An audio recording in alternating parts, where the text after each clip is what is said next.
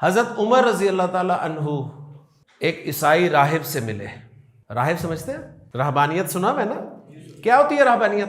دنیا چھوڑ دینا، کہاں چلے جانا؟ مر جانا؟ نہیں، پہاڑوں میں نکل جانا، جنگلوں میں نکل جانا. اچھا کیوں؟ عبادت کے لیے. جذبہ بڑا پازیٹیو. اللہ کا خوف اتنا غالب آ گیا کہ دنیا چھوڑ دی. صحیح ہے، اللہ کے خوف کی وجہ سے.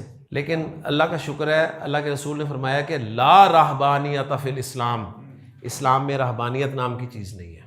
اوکے جی، اسلام میں رہبانیت نام کی چیز نہیں ہے. لیکن عیسائیت میں ہے رہبانیت، تھی، ابھی بھی آپ دیکھتے ہیں. صحیح، ساری زندگی شادی نہیں کرنی جی.